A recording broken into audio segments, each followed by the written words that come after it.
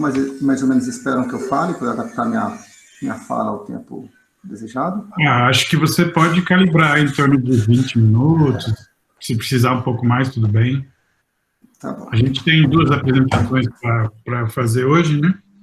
E a ideia é em torno de 20 minutos a 30 no máximo, cada um. Ok. Mas aí você vê, se precisar de mais também, não é...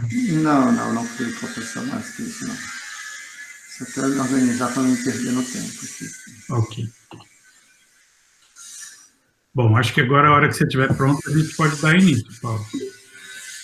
Tudo certo aí? Tudo certo, eu estou pronto.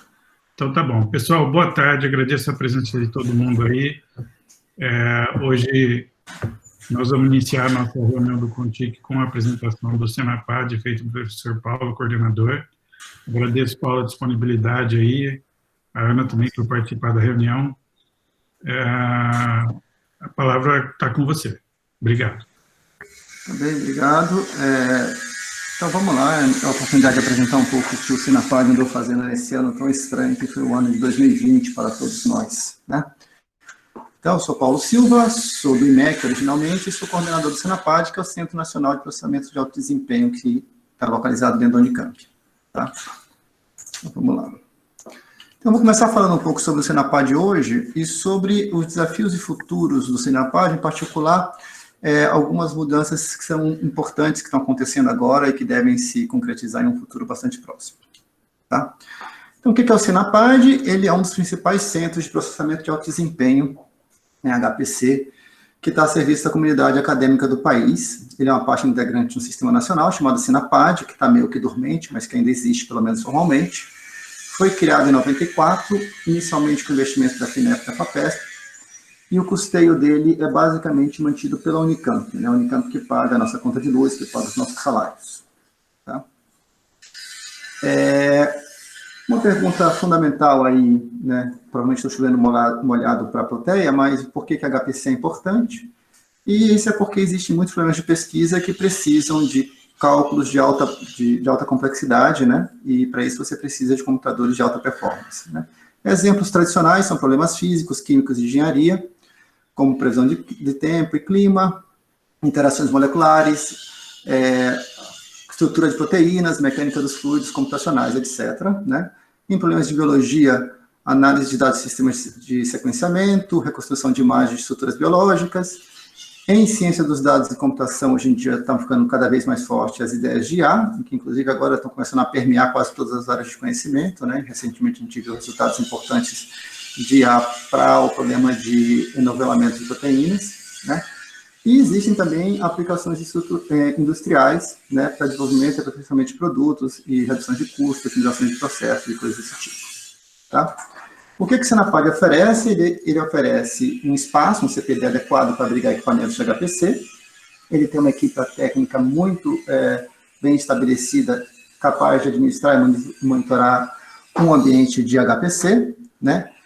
Ele faz gerenciamento de toda a infraestrutura computacional, que é a conectividade, a administração das filas de processamento, armazenamento de dados, virtualização, a disponibilização de ferramentas para computação paralela, né, que é o coração da HPC, é a computação paralela, então OpenMP, MPI e CUDA, por exemplo, e também a gente oferece uma parte de treinamento em diversas tecnologias, C, Fortran, Python, OpenMP, MPI, SAS, que é uma coisa forte que a gente tem lá, Linux, etc. Tá? Quais são as máquinas que a gente tem hoje em dia no Senapad? Acho que isso é importante destacar. Nós temos 2 máquinas principais, um ambiente IBM, que foi comprado em 2010, e um ambiente SGI, né, que começa em 2005 e a última atualização dele foi em 2011. No ambiente IBM nós temos 1.280 cores e algo como 36 teraflops de capacidade computacional. E no ambiente SGI nós temos 312 cores com 10 teraflops, tá? O ambiente IBM ele foi nos fornecido por um processo FAPESP, a gente conseguiu adquirir com o processo FAPESP, e a FINEP é a principal fonte do ambiente SGI, tá? Fora isso, a gente tem o storage, né? E outros serviços acessórios aqui, para acesso à internet, coisas desse tipo. Muito bem. né? Além disso, a gente hospeda máquinas de algumas outras unidades e alguns outros laboratórios da Unicamp, que são as máquinas da Floras, do Biota, do Lactad, algumas máquinas do professor William Wolff e as máquinas da PRP. Tá? Então, elas estão hospedadas no nosso ambiente, lá no nosso CPD. Tá?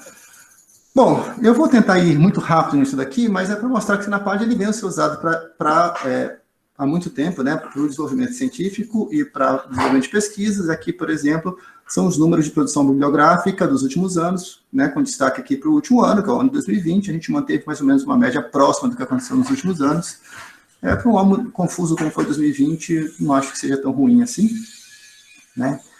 Os projetos atuais, eles estão dispostos aí nessas grandes áreas, né, que são primordialmente o tempo computacional gastado com projetos, né, de física e química, um pouco também de engenharia, e depois há um grupo de áreas ali que tem números pequenos de projetos, como biologia, farmácia, e aí depois matemática, geociências, biofísica, zootecnia, computação, estatística e bioinformática, cada um com um projetinho cada. Mas isso aqui é para dar a ideia que o grosso do nosso processamento se dá nas áreas de física, química e engenharia, né, e um pouquinho em biologia.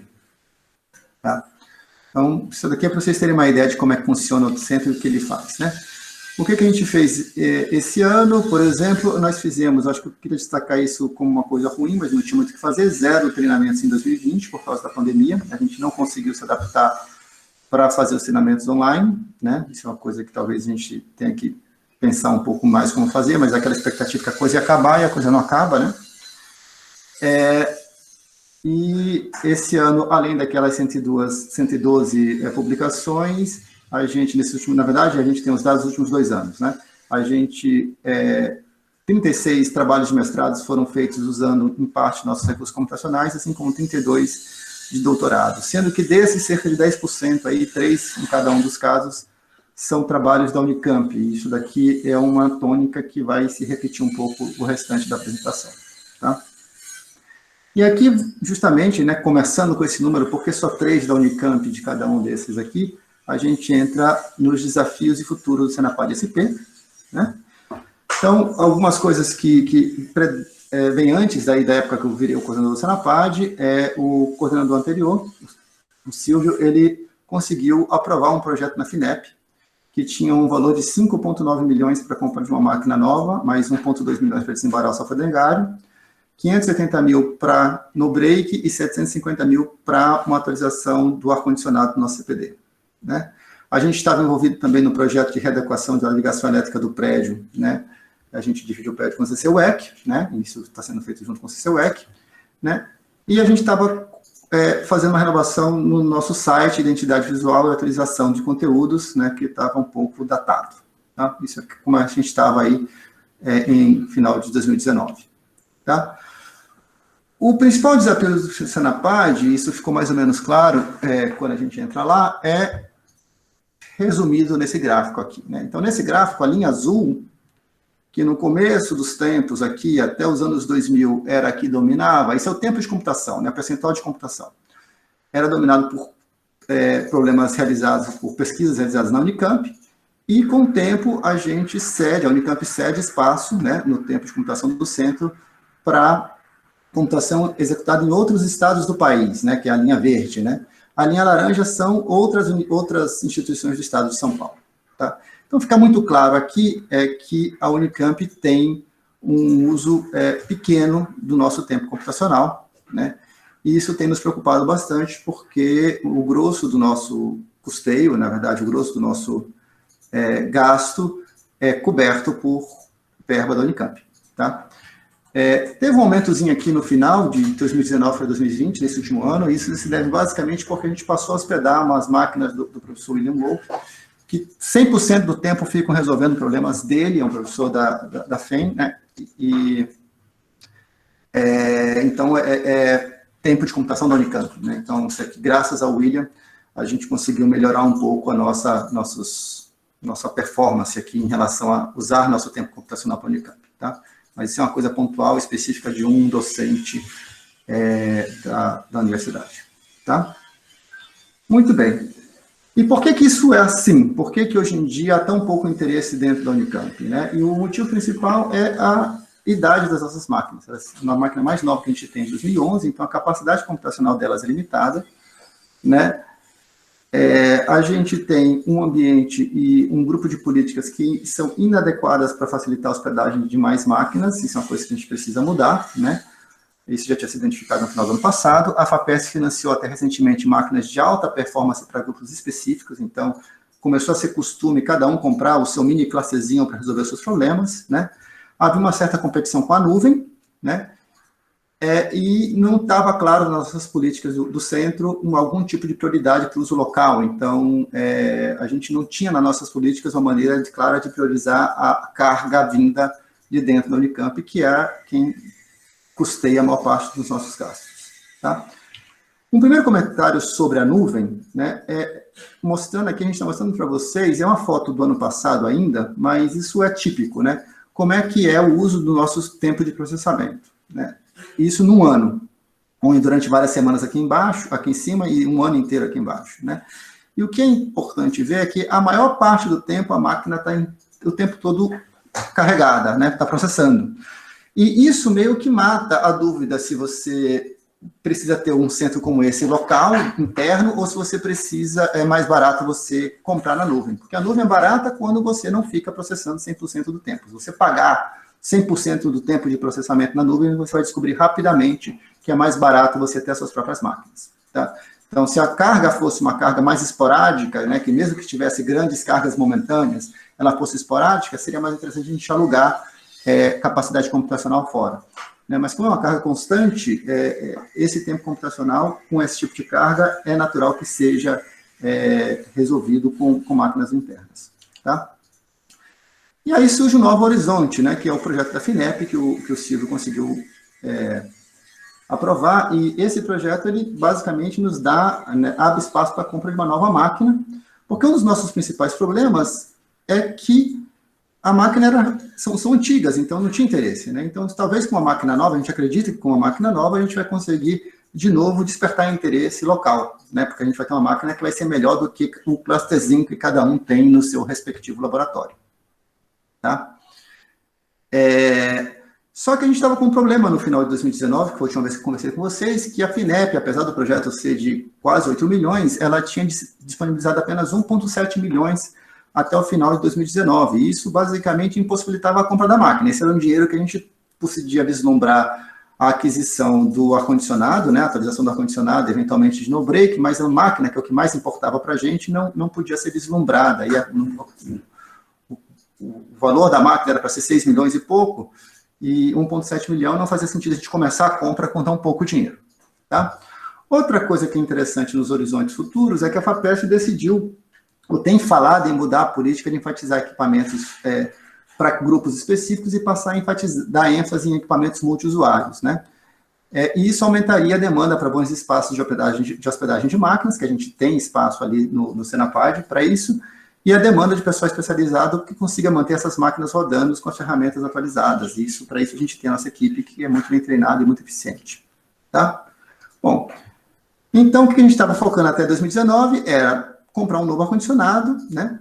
Tinha a adequação da ligação elétrica do prédio, que a gente está fazendo com o CCUE, como eu tinha falado com vocês, mas isso está andando, não é uma coisa rápida, porque envolve a parte de construção civil, né? A gente começou a desenhar um novo layout para o nosso CPD, né, para o nosso centro de processamento, né, com 3 corretores e 14 racks cada um. E a gente estava começando a pensar que a gente devia atualizar as políticas, né, para, de alguma maneira, primeiro atualizar o regimento, que o nosso regimento ele tinha algumas coisas estranhas que precisavam ser atualizadas para 2020, né, definir melhor as políticas de uso e definir as políticas de hospedagem, né.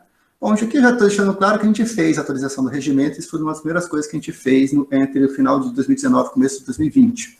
Né? Então, a gente está com um regimento novo aí, aprovado, tá? Inclusive pelo Consul.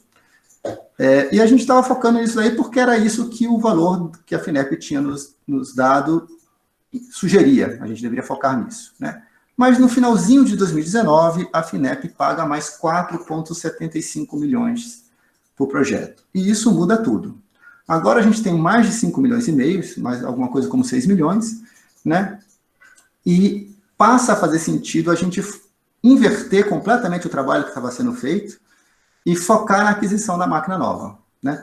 Porque é a aquisição dessa máquina que a gente acredita que vai fazer com que o centro volte, né, passe a ser ainda mais interessante para a Unicamp, né? Ele pode se tornar mais útil o mais rapidamente à medida que a gente conseguir colocar essa máquina do ar, né? Para isso, a gente não pode esperar comprar ar-condicionado, a gente não pode esperar, porque se a gente vai investir todo o dinheiro nas máquinas, né? A gente não pode esperar a renovação da capacidade de energia do prédio, esse tipo de coisa. A gente falou, bom, a gente desliga as máquinas antigas, porque elas são antigas, o nosso ar-condicionado está dando conta, os nossos no-break estão dando conta, a gente põe essa máquina no ar, espera a FINEP pagar o resto e faz as outras coisas que tem que fazer, né? E a gente passa a voltar todo o nosso esforço para essa aquisição, né? Para isso, a gente teve que fazer o nosso trabalho, né, a nossa lição de casa. Então, a primeira coisa que a gente fez foi uma pesquisa de demanda de programação de alto desempenho dentro da Unicamp, né, que a gente enviou um formulário para diversas unidades, aí utilizando nosso conselho técnico, que tem professores de diversas unidades, como uma espécie para disseminar esse formulário, essa pesquisa, né. E a resposta que veio para a gente é que a gente ainda tem uma carga dominada por processamento escalar homogêneo, baseado em CPUs e MPI, né? Há alguma demanda para FAT nodes, vindo de biologia e de inteligência artificial. FAT nodes são máquinas com grande capacidade de memória, não de processamento, mas de memória, né? Havia uma demanda latente, mas ainda minoritária, do uso de GPUs, né? E, além disso, a gente estava claro que a gente precisava melhorar nosso espaço de armazenamento de dados. Então, partindo dessa demanda que a gente faz a especificação do tipo de máquina que a gente está interessado, né? Em paralelo a isso, a gente começou a organização do CPD, porque era importante que o CPD já esteja mais ou menos organizado para receber a máquina nova, né? Houve um aumento da área do CPD de 120 para 200 metros quadrados, ele vai ser organizado em 3 corredores com 14 racks, e a gente adquiriu recentemente as células, né, para fazer a organização do CPD, e a entrega para isso está para o final de dezembro, né, começo de janeiro. Final de dezembro é uma coisa arriscada de chutar que vai acontecer, mas isso a gente também já fez, tá? A outra coisa que a gente fez, além do levantamento de demanda, foi conversar com diversos fornecedores para ver o que a gente conseguiria comprar com o dinheiro que a gente tinha, né, e para isso a gente teve que analisar várias coisas, né, o que dá para comprar, quais são as arquiteturas atuais, né? Existia uma dúvida muito forte para a gente de Intel versus AMD no processador, qual processador é melhor, então a gente conseguiu com alguns parceiros acesso às máquinas dos dois tipos para fazer benchmarks e tomar uma decisão, e a gente falou aí com diversos fornecedores, entre eles HPE, Dell, NEC, Lenovo, Laniac, a Versatus, a IBM e a Atos Bull, né? Bom, isso aqui foram mais de uma reunião presencial ou não presencial com cada um desses fornecedores no período que eu estou lá no Senapad, tá? Para alinhar o que era possível fazer, né? Bom, com isso a gente conseguiu desenhar um processo para definir a máquina, né, que tinha como objetivo comprar a melhor máquina possível com o dinheiro que a gente tinha, né, que a gente estimava aí, separando o dinheiro para fazer as adequações de CPD e algumas outras coisas, em 5,5 milhões de reais, né? O modelo de compra foi fazer um convite aos fornecedores para apresentar suas melhores propostas, até o valor estimado, e a gente ia escolher a melhor máquina seguindo critérios técnicos, né? E a gente passou bastante tempo definindo quais eram esses critérios técnicos, tá? Esse modelo foi feito em múltiplas fases, então os fornecedores apresentavam a máquina, a gente escolhia um subconjunto deles e ia para a próxima fase, né, para poder ver se eles melhoravam a máquina que eles apresentavam, para a gente tentar induzir competição o máximo possível, e no final a gente vai seguir o modelo de aquisição recente que o CEPETRO usou e pedir dispensa de licitação usando a configuração única aí, que é a melhor máquina que a gente obteve, né? Falar assim, quem nos vendeu uma máquina melhor igual que essa melhor máquina que a gente já tem prometida, leva pelo menor preço. Só que, bom, a gente sabe como a gente espremeu tudo que podia até esse momento, ninguém vai conseguir fazer nada mais barato, tá? A gente chamou 7 fornecedores originalmente, 2 dos fornecedores preferiram não participar, que foram a NEC e a IBM. A NEC, porque fazia questão de só fornecer máquinas com seus processadores vetoriais específicos, e a gente não tinha interesse neles, a gente estava querendo processadores de GPUs do tipo NVIDIA 100, então a gente deixou isso claro para a NEC e eles abriram mão, e a IBM porque só se interessava em vender máquinas que tivessem processadores Power, e mais uma vez, como o nosso centro, ele não é um centro específico, ele é um centro aberto, múltiplo usuário, a gente precisava de uma arquitetura que fosse a mais padrão possível. Então, a gente também falou para eles que a gente não topava o processador Power, tinha que ser AMD ou Intel, né? A gente teve uma primeira fase, na verdade, a gente teve uma fase 0, depois uma primeira fase, para a segunda fase passaram HPE, Dell Versatos e Atos Bull, e, no final das contas, a Dell Versatos apresentou a melhor proposta, e é isso que eu quero apresentar para vocês, né? E a gente está iniciando o processo de compra junto à FunCamp. Hoje a gente enviou o pedido de compra para a FunCamp, particularmente. Tá? E o que a gente conseguiu? Qual é a configuração vencedora? A configuração vencedora é uma máquina que tem 58 nós, cada nós com 2 processadores AMD EPYC Rome 7662, cada um desses processadores tem 64 cores, então cada nó tem 128 núcleos, né? Cada nó tem 512 GB de RAM, né, porque a quantidade é grande de núcleos, então a quantidade de memória tem que ser grande também, totalizando um total de 7.424 cores de processamento homogêneo, né? Fora isso, a gente está comprando 2 Fat Nodes com processadores EPYC Rome 7H12, que são um pouco melhores que o 7662, em particular, eles também são de 64 cores cada processador, só que aqui o clock aumenta para 2.6 GHz, e cada uma dessas máquinas tem 2 terabytes de RAM, tá? A gente também está comprando 5 nós com GPUs, né, cada um deles com 2 processadores iguais aos processamentos escalar, né, mesma quantidade de memória, e 2 GPUs NVIDIA Tesla A100. Então, a gente está comprando 100 NVIDIA Tesla A100. Fora isso, a gente está comprando um storage, que é composto por 6 nós, né, a gente vai fazer isso usando Ceph, né, e o storage, ele, ao todo, vai ter 1.5 petabytes de armazenamento. A interconexão da máquina é por InfiniBand HDR 100 gigabits por segundo, e tem 2 nós de administração para fazer administração e compilação de jogos para serem lançados nas máquinas. Ok? O resumo das máquinas é que a gente tem 8.064 EPYC 7662, mais 256 EPYC 7H12, totalizando algo como 8.300 e poucas processadores, né, cores, né, núcleos. O pico estimado da máquina é de 268,7 teraflops nos processadores. Além disso, a gente tem 10 NVIDIAs A100, com pico estimado de 97 teraflops, totalizando 360 teraflops, que é mais ou menos 10 vezes a melhor máquina que a gente tem hoje em dia. O prazo de entrega é de 75 dias, depois de fechada a compra está sendo levada pela FunCamp, e o prazo de garantia que a gente exigiu é de 5 anos. Tá? Os desafios agora para o 2021 é fechar essa compra, se a gente gostaria de fechar ainda em 2020, instalar o novo cluster e colocar ele para funcionar, e divulgar ele ao máximo possível dentro da universidade, né? É uma máquina melhor do que a maioria das máquinas que quase todos os lugares têm na universidade, então a gente espera que com isso a gente consiga atrair demanda qualificada de dentro da universidade. A gente tem que começar a pensar na atualização do ar-condicionado do no-break, mas para isso é preciso que a FINEP pague o que está devendo ainda no resto do projeto. A gente, junto, né, com o apoio do Conselho, a gente deve definir as novas políticas de uso, já para o novo cluster. Isso é uma coisa que tem que ser feita já no começo do ano, para que quando o cluster chegar, a gente já tenha essas políticas mais ou menos bem definidas. E também definir políticas de hospedagem de máquinas, caso outros grupos de pesquisa tenham máquinas de grande porte que queiram hospedar no nosso CPD. Tá? Isso aqui conclui a minha apresentação, e eu fico aí à disposição de vocês para responder qualquer pergunta.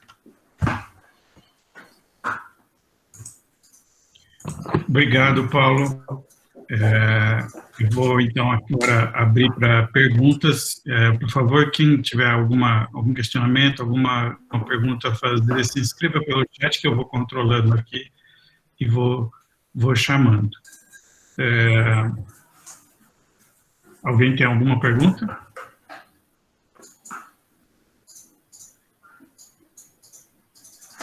Eu não sei se isso é bom ou ruim. Paulo, deixa eu fazer uma, só para ficar claro para mim aqui. Tá. Então, você vai desativar os clusters antigos, ativar o novo, mas o plano é, uma vez que a gente consiga fazer a reforma energética do prédio aí, que isso saia, os clusters antigos serão reativados ou não tem necessidade?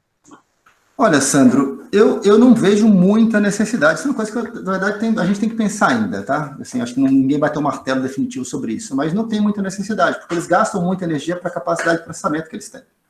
Então, a gente tem que pensar no custo energético, né, versus capacidade de processamento.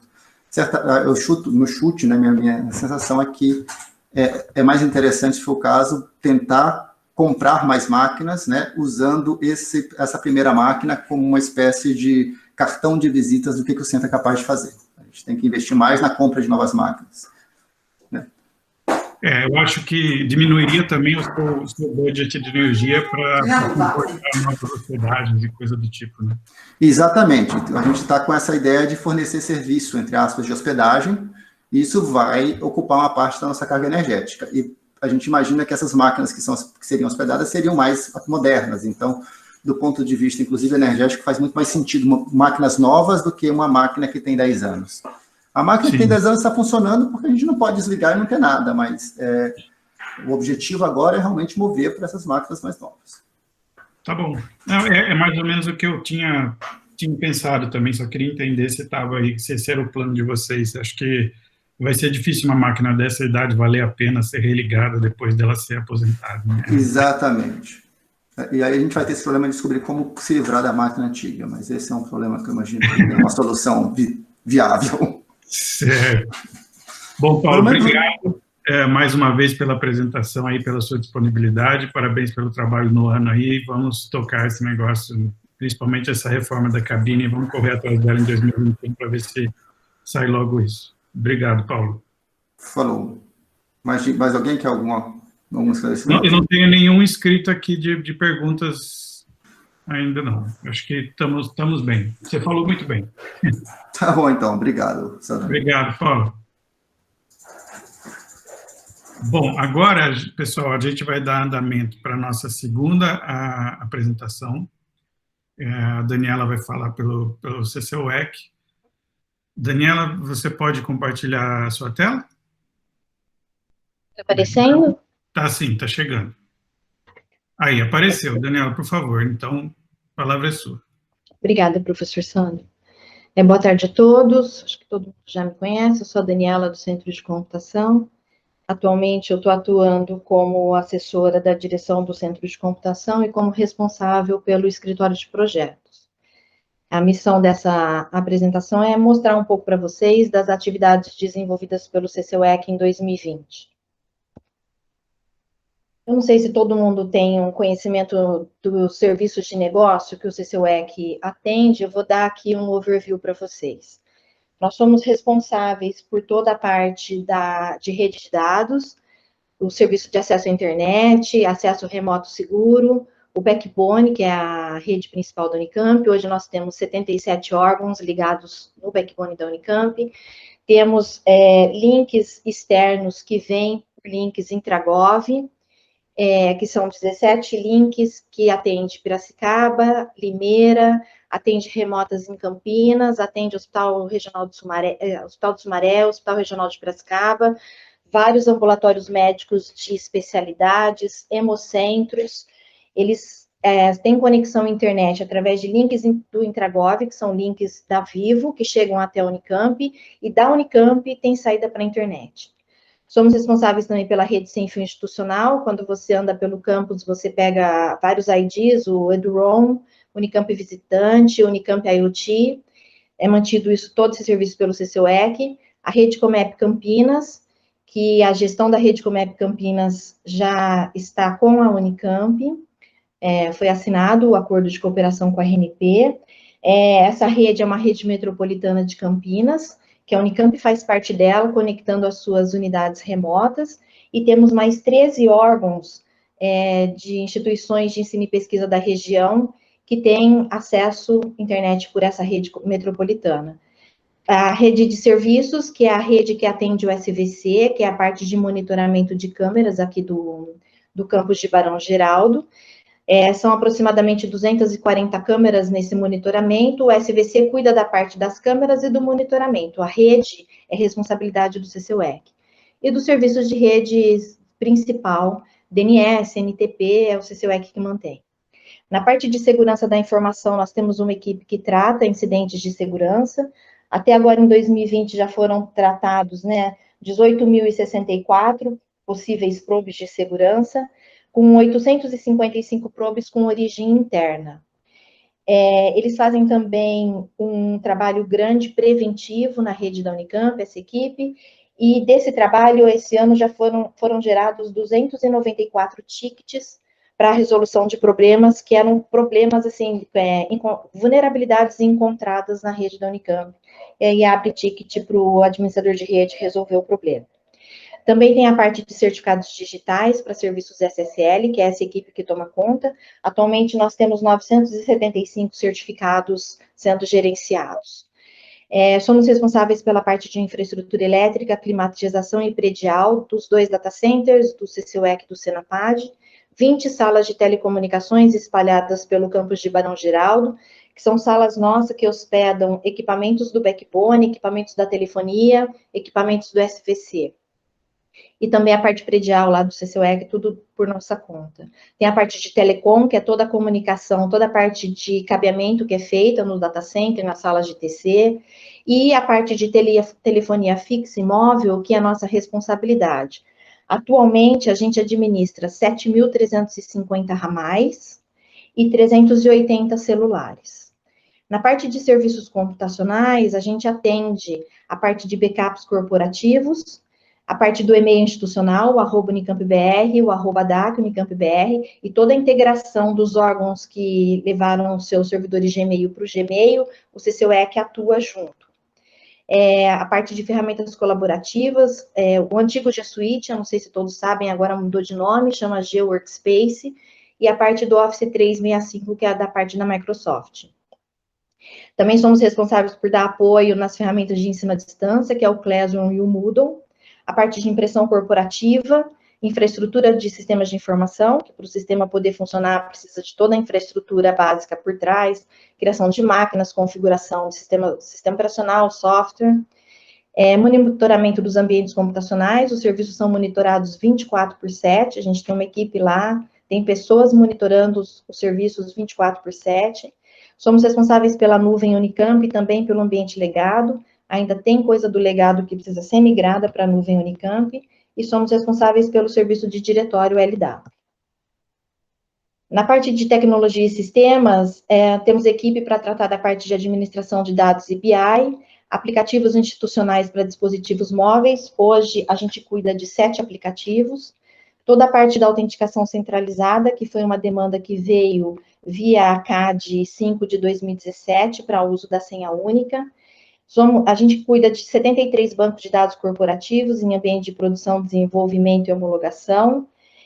Nós cuidamos de 27 sistemas corporativos, sendo que 20 são sistemas que são oferecidos aí para toda a comunidade universitária e 7 internos do CCUEC.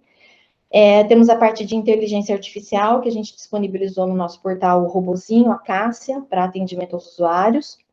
Tem a parte de prospecção e apoio a sistemas, que cuida também da parte de software de gestão de projetos, a parte nossa de solicitação de serviços e faz a parte de prospecção que é necessária.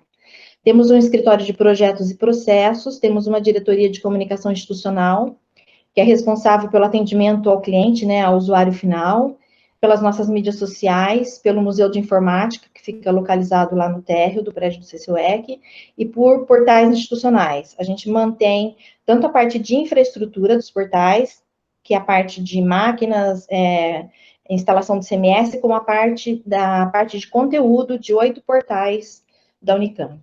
Temos a nossa área administrativa, compras, finanças, orçamento, material, patrimônio, RH.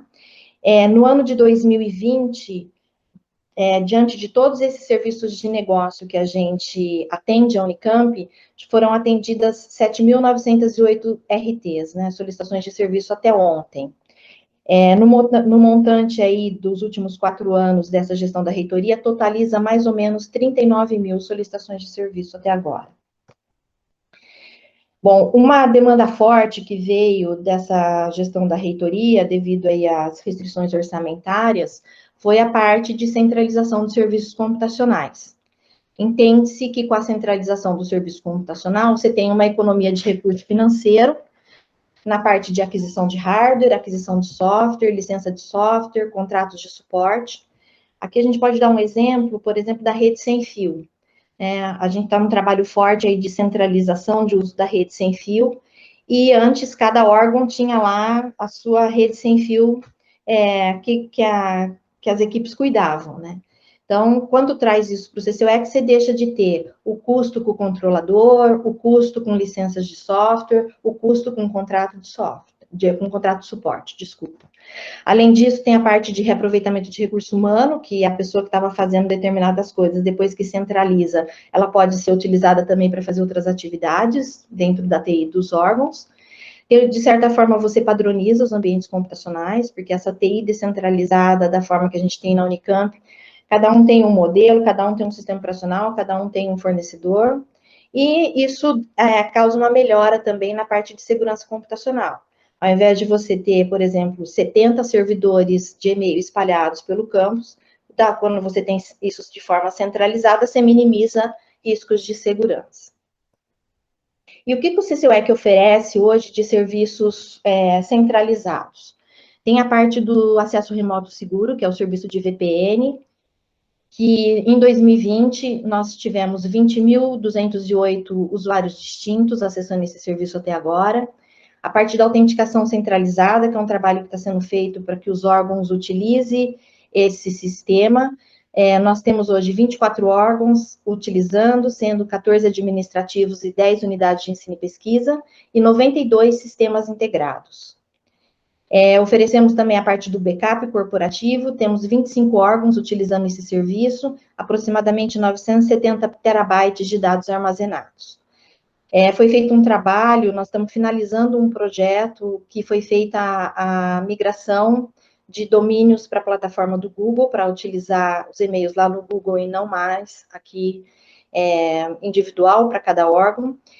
Estamos finalizando esse projeto com 82 domínios migrados, considerando 4 domínios que estão sendo migrados ainda lá do gabinete, e 8 órgãos da Unicamp optaram por permanecer com infraestrutura própria, não vão migrar seus servidores para a plataforma do Google, e o CCUEC hoje administra 84.700 caixas postais, incluindo as caixas postais dos alunos. Em relação às licenças de Workspace Enterprise, nós tivemos que fazer uma aquisição emergencial de licenças agora no segundo semestre, porque devido à pandemia, quando aconteceu em março que todo mundo foi para home office, o Google liberou as licenças Enterprise para todo mundo. Então, essas licenças Enterprise davam direito a salas de 250 até 250 pessoas, e a gente conseguia fazer a gravação das aulas. Aí, com o desenrolar aí dos meses, eles chegaram e falaram que eles iam tirar essas funcionalidades, que para a gente é extremamente importante, porque a gente permanece remoto. Então, teve que fazer uma aquisição emergencial de licenças. Foram adquiridas 4.700 licenças do G-Workspace Enterprise, foram já distribuídas para todos os docentes e os servidores indicados pelos órgãos, e essas licenças são válidas até 15 de novembro do ano que vem. Conforme a gente comprou 4.700 licenças, veio junto 47.000 licenças do G-Workspace Enterprise para os estudantes. Só que ainda a gente está vendo qual vai ser o processo para a distribuição dessas licenças para os alunos. E a Unicamp hoje tem direito a 1 milhão de licenças do G-Workspace for Education. Então, todo usuário da Unicamp, por default, tem direito a essa licença. Para ter uma ideia dos recursos que a gente está utilizando lá da plataforma da Google, são 1,37 petabytes de armazenamento, sendo 48 terabytes do Gmail, 446 terabytes de drive compartilhado, 1,3 petabytes de drives e 21 terabytes de fotos. Em relação à impressão departamental, nós temos 72 órgãos utilizando esse serviço de forma centralizada, no contrato recente que foi feito, temos 274 impressoras nesse contrato. Em relação à nuvem Unicamp, nós temos hoje 68 órgãos utilizando os recursos computacionais da nuvem Unicamp, sendo 32 administrativos, 13 centros e núcleos e 17 unidades de ensino e pesquisa. Nós estamos com um projeto de centralização de data center administrativo, onde 9 órgãos estão em processo de centralização. A gente deve chegar aí no final dessa gestão com 80 órgãos utilizando essa infraestrutura. Em relação à rede sem fio institucional, nós também estamos com um projeto em andamento. 45 órgãos já estão utilizando a infraestrutura centralizada, 22 órgãos estão em processo de centralização e 11 órgãos optaram por permanecer com infraestrutura própria. Nesse ano de 2020, que foi um ano atípico, né? Nós tivemos, utilizando a rede sem fio, 43.352 usuários distintos. Se fosse um ano normal, acho que a gente estava batendo em torno de 70 mil usuários, porque como a gente tem muito evento, quando os visitantes chegam, eles usam a nossa rede, a Unicamp Visitante. E a gente atende também, pela rede sem fio, 2 grandes projetos da Unicamp, que é o Campus Sustentável e o Smart Campus, que é a parte de IoT da Prefeitura do campus. Temos também, de forma centralizada, a solução de segurança, que a última empresa que ganhou a licitação ofertou antivírus da Kaspersky. Temos 12 mil licenças para desktop, 500 licenças para servidores virtuais. Essas licenças estão sendo renovadas agora, a partir de amanhã, né, 12/12, até 12 de dezembro de 2022, que aí provavelmente nós vamos ter que fazer uma nova licitação. Em relação ao nosso portfólio de projetos, todos os nossos projetos, se vocês tiverem curiosidade de saber o que o CCUEC está fazendo, as informações estão no nosso portal. Então, nós temos lá todos os projetos que estão em andamento, projetos que iniciaram e que foram suspensos, e projetos que foram concluídos. E em relação a 2020, o que temos de projeto?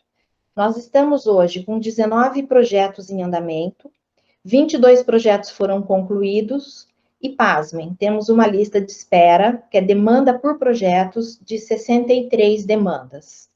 Até eu me surpreendi quando eu fiz essa planilha de demanda, da quantidade de coisa aí que já chegou para o CCUEC fazer ao longo aí dos próximos anos.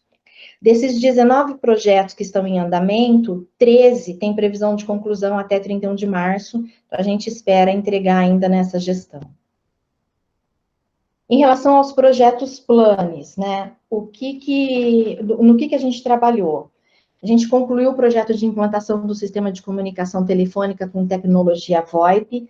Foi um projeto grande, que envolveu todos os órgãos da Unicamp, teve atualização do PABX para IP, teve troca de todos os equipamentos das centrais telefônicas, troca de todos os aparelhos telefônicos para IP, possibilidade de configuração do softphone. Isso foi um ganho enorme agora para a gente na pandemia, porque as pessoas conseguiram transferir os ramais para os celulares e continuar atendendo de casa.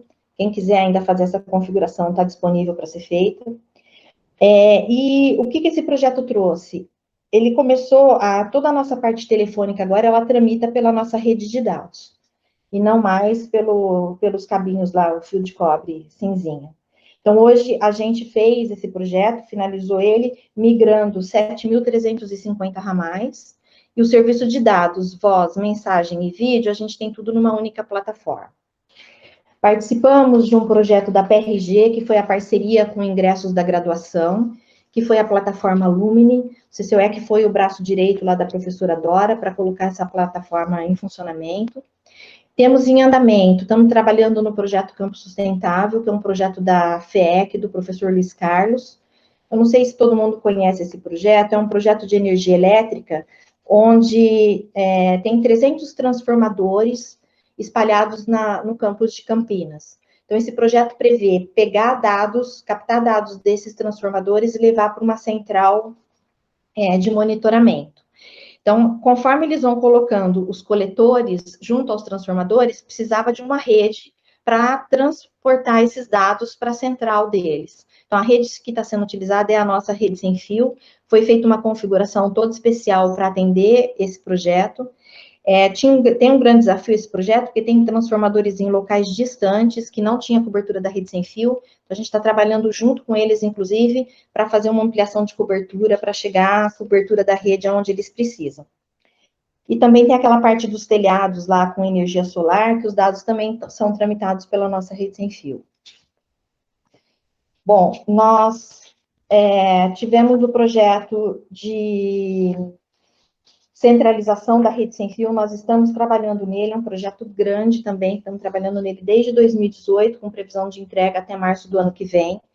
Foi feita toda a atualização tecnológica da infraestrutura da rede sem fio, foi trocado com os controladores físicos para virtual. Nós temos 2 fornecedores hoje que atendem esse serviço de negócio, que é Rucos e Aruba. Conforme foi solicitado pelo professor Paulo Lício, foi feita uma expansão de cobertura lá no ciclo básico. Todas as salas dos ciclos básicos vão receber uma antena, então não vai ter mais problema de sinal dentro das salas. Esse projeto fez a aquisição de 700 novos pontos de acesso, sendo que 673 pontos, eles vão ser substituídos. Então, a gente vai pegar todas as antenas que tem nos órgãos e nós vamos trocar essas antenas, melhorando a qualidade do serviço. E 73 estão sendo adicionados. Desse retorno dessas antenas que a gente vai ter, a gente vai ver ainda o que tem condição de uso, que dá ainda para manter na infraestrutura, porque dependendo do modelo, o controlador não consegue mais enxergar, se for muito antigo. Então, o que tiver condição de uso, essas antenas que estão sendo recolhidas vão ser redistribuídas para os órgãos que necessitarem de ampliação de cobertura. A gente pretende chegar no final desse projeto tendo 67 órgãos centralizados na infraestrutura da rede sem fio.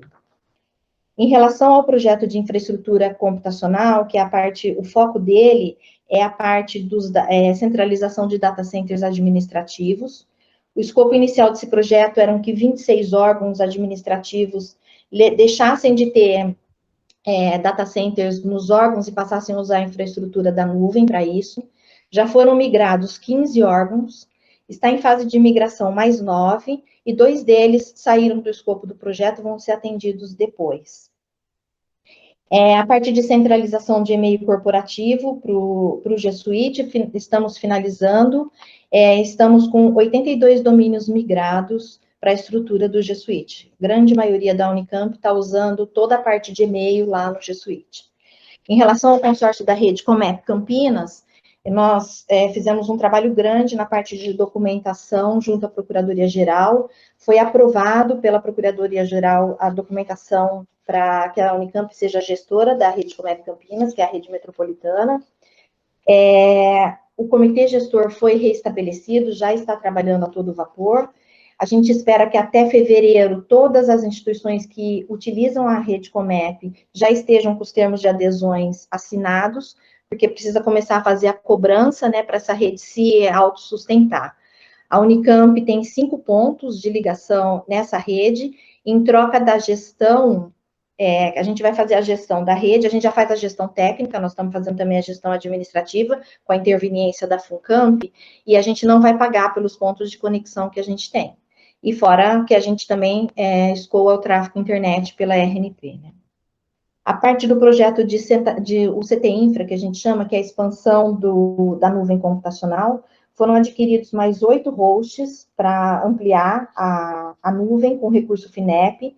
Hoje nós estamos em fase de instalação e configuração desse ambiente em conjunto com o fabricante, porque está sendo proposta uma nova topologia para a gente tentar minimizar aí os problemas que aconteceram na nuvem ao longo desses últimos meses. Então, está um trabalho intenso dos nossos técnicos com o fabricante para pensar numa solução de problema, né, para minimizar problemas. Em relação aos dados que a gente tem da nuvem Unicamp hoje, para vocês terem uma ideia, nós temos 924 máquinas virtuais, 171 roteadores virtuais, ou seja, 171 redes distintas, né, nesse ambiente, utilizando de memória 5.457 gigabytes e aproximadamente 119 terabytes armazenados. Bom, trabalhamos também esse ano em alguns projetos que foram priorizados pela reitoria. Um deles foi a geração dos cartões de identidade institucional através da Soltec. Tinha muita reclamação do ano passado, que os cartões ainda ficaram provisórios por muito tempo. Esse problema foi resolvido no começo do ano. Todos os cartões provisórios foram trocados por cartões definitivos. E o ingressante, quando ele fez a matrícula, 2, 3 dias depois, ele já também recebeu o seu cartão definitivo, e é isso que vai acontecer daqui para frente, não vai ter mais a demora na entrega dos cartões. Trabalhamos num projeto de melhoria de cadastros externos do sistema SIS e precisou ser feito um ajuste, porque com a pandemia, os convênios digitais precisaram ser assinados digitalmente. Então, precisou fazer um ajuste aí no CISI para que usuários externos conseguissem abrir conta para poder assinar os processos. Trabalhamos com o CIARC na migração dos dados do CIGAD para a nuvem e do banco de dados, né, de DB2 para Postgres, SQL. Trabalhamos na substituição do ambiente Moodle, devido ao problema de segurança que teve em janeiro. Todo ambiente Moodle antigo teve que ser refeito, ele foi refeito do zero. A equipe do CCUE trabalhou aí arduamente por um mês e meio, que era o tempo que a gente tinha que ia começar as aulas e a gente precisava colocar esse Moodle no ar. Então, hoje, toda a parte de infraestrutura do ambiente do Moodle é responsabilidade do CCUE. Máquina virtual, instalação e configuração do Moodle, banco de dados, algumas integrações, e o GGTE tem a responsabilidade do Moodle para dentro, ele é administrador da ferramenta, e não mais do ambiente como um todo. Devido à pandemia da Covid-19, a gente foi, assim, de certa forma, envolvido em alguns projetos da Unicamp, o aplicativo Avisos, teve participação do CCUEC, toda a parte dos treinamentos oferecidos pela EduCorp, também teve interação do CCUEC, caso que precisava integrar com os sistemas da DAC, sistema da DGRH, para saber quem fez, quem não fez os treinamentos. Nós trabalhamos em duas frentes também do telesaúde, que foi a parte de viabilizar telefone para o atendimento COVID. Foram viabilizados ramais, e os ramais estavam sendo redirecionados para os celulares dos atendentes, para poder fazer o atendimento à população. E também esse mesmo sistema foi feito para o ambulatório virtual da pediatria, porque como chegou a pandemia, as crianças não podiam mais vir para atendimento aqui no hospital. Então, foi feito um trabalho lá pela FCM, HC, desse ambulatório virtual, e o CCUEC ajudou a viabilizar isso. Bom, de outros projetos, assim, que a gente finalizou em 2020, a ampliação da solução de backup, foi adquirida uma nova tape library, que permitiu o aumento da capacidade de armazenamento dos backups, foram adquiridos mais 700 cartuchos. Antes, a quantidade que a gente tinha de armazenamento era de 200 terabytes de storage, mais 400 terabytes em cartucho. Hoje, nós temos aproximadamente 4,5 petabytes de armazenamento sem compressão em cartucho. Então, foi feito também a parte de implantação da nova solução de impressão. Foi feito um novo edital para que a gente pudesse viabilizar as 274 impressoras para os órgãos que aderiram a esse contrato.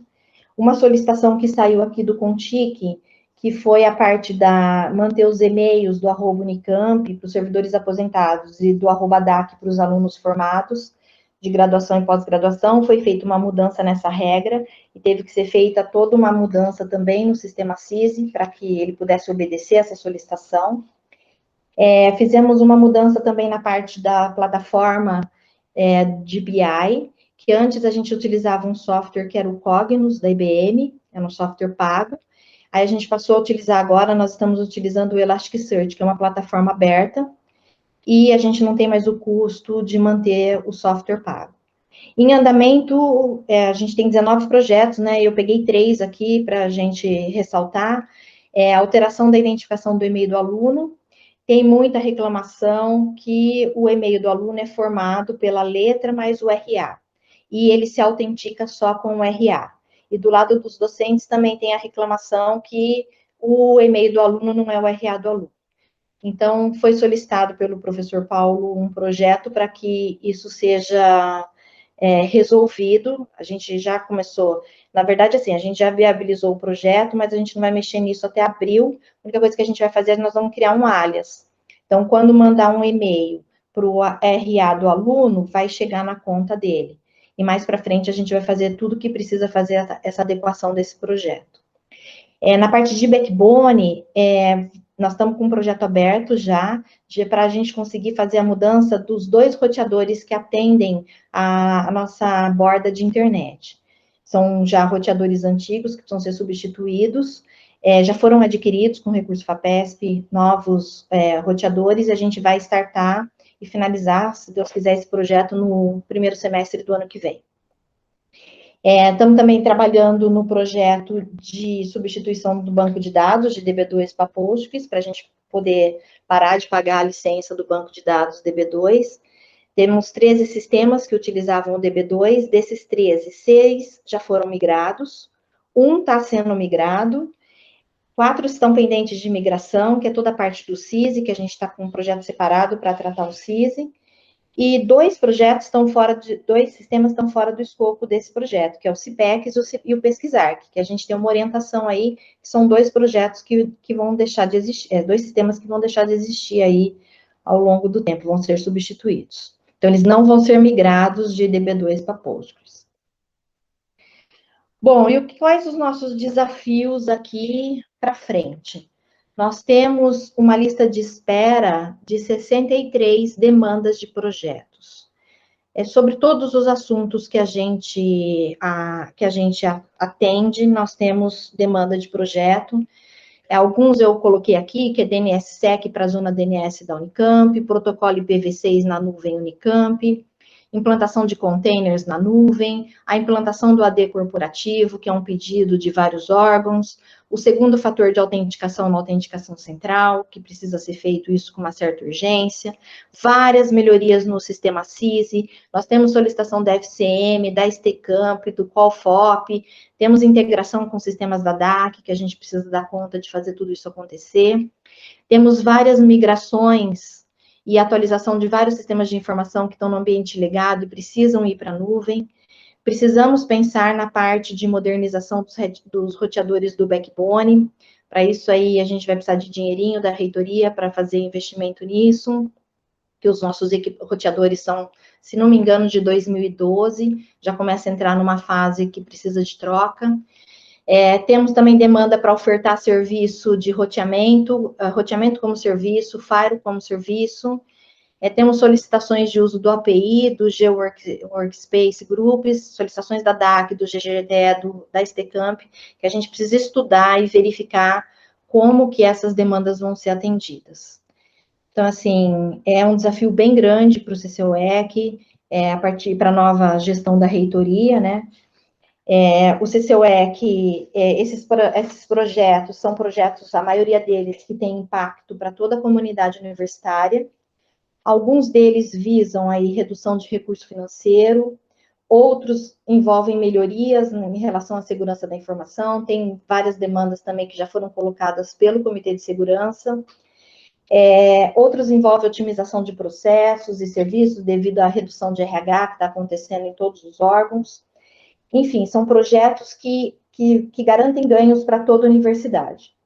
O problema é ter fôlego de recurso humano para conseguir atender tudo isso, né? Porque o CCUEC, ele trabalha tanto com atividades permanentes, que a gente atende várias solicitações de serviço todo dia para poder dar conta de todos os nossos serviços de negócio.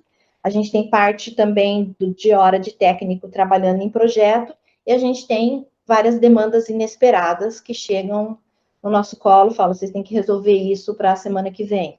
Então, isso tudo a gente tem que se organizar para ver qual a melhor forma de atendimento disso. Dúvidas? Bom, pessoal, obrigado, Daniela, pela exposição. Eu vou abrir, então, agora para a parte de perguntas. Por favor, se inscrevam no chat. Fabiano tem uma pergunta. Por favor, Fabiano, pode começar. Boa tarde, pessoal. Dani, parabéns aí por todo o trabalho que vocês fizeram, tá? É muita coisa, a gente está cada vez mais sendo base para todos os processos da universidade, né? Cada vez isso é crescente, e como você falou, a necessidade de mais recursos humanos para poder atender tudo é gritante, mas eu queria fazer a pergunta em cima da parte financeira. Você comentou aí dos projetos que estão por vir, né? Que são demandas já apresentadas, e a gente entende que, às vezes, no começo, ela não tem ainda uma característica suficiente, um levantamento suficiente para ter ideia do custo desse projeto. Mas alguns já têm, em algum momento isso vai surgir. Eu queria entender como funciona isso para vocês agora no escritório de projetos. Vocês já recebem alguma rúbrica marcada, tipo, toma esse projeto e tem esse dinheiro? Em que momento esse dinheiro aparece? Por exemplo, você comentou dos suítes, isso já é claro, a reitoria já reserva dinheiro. E a gente tem uma preocupação muito grande com isso, né? A gente está vendo cada vez mais projeto vir para a parte de TI, mas a gente não está vendo ele vir com carimbo de recurso e muito menos com o apoio de recurso humano que a gente precisa. Alguns projetos, a gente, que nem o recursos da nuvem veio pela FINEP, algumas coisas próprio da rede sem fio, como roteadores do backbone, a gente está comprando com o recurso do projeto FAPESP, que nós temos o dinheiro. Esse dos roteadores do backbone é uma coisa que a gente vai ter que colocar para a próxima gestão. Isso ainda não está colocado, mas é uma preocupação grande, precisa ser colocado, e o custo disso a gente sabe que não é pouco, é grande. Mesmo o investimento de sustentabilidade da nuvem, como que a gente vai manter isso, né? Ainda não tem, algumas coisas a gente sabe que a gente precisa fazer, mas a gente ainda não tem uma rubrica marcada ainda não, de onde vai sair o recurso financeiro. Professor Santos, o senhor quer complementar? Eu acho que alguns projetos, inclusive alguns dos estratégicos, eles têm apoio de dinheiro extra-orçamentário, que é mais claro de onde sai, de quanto chegou. Normalmente ele já chega com um montante pré-definido. Quando é investimento com dinheiro orçamentário, algumas coisas que não são tão grandes rodam por PAT, né, o Programa de Atualização Tecnológica, e aí você também já tem um controle do quanto você vai ter, mas investimentos muito grandes ou projetos que são novos, né, que não são atualização de nada que já existe, precisa trabalhar e às vezes a demanda chega sem ter o recurso definido, Fabiano. Então, ele é assim, o projeto não entra em execução, a gente não entra em execução sem ter o recurso definido, mas às vezes a identificação da demanda e ele aparece ali na fila de demanda pendente, de backlog, vamos dizer assim, né, às vezes sem estar com o recurso definido, sim. Certo, obrigado, Sandro. É nesse sentido mesmo, tá? De repente, da gente começar a separar essas demandas, viu, Sandro? De repente, acho que, não sei se precisa de algum apoio do conselho, se precisa de alguma normatização para isso, mas demandas que aparecerem novas e coisas que você quer fazer, mas que você não sabe nem de onde vai tirar o dinheiro, elas acho que não podem nem ficar preocupando as equipes de TI, porque a gente já tem bastante problema que às vezes a gente identifica que a gente tem que prospectar o recurso, tem que mandar para os órgãos de cima explicando a necessidade do recurso, se explicando a necessidade de uma atualização, alguma coisa assim, e receber projeto, onde o pessoal quer serviço, quer coisa, mas não consegue nem mesmo apontar recurso, é bem complicado. Então, de repente, se precisar, não sei se a gente precisa tomar alguma ação dentro do conselho, alguma coisa assim, mas a gente precisava separar isso, para isso mas nem preocupar a cabeça de quem está olhando os projetos, senão fica bem difícil. As coisas maiores, vamos dizer assim, as coisas mais estratégicas, o que a gente faz é colocar na CITIC, né, que ou vem aqui para o CONTIC, ou fica na fila de espera ali.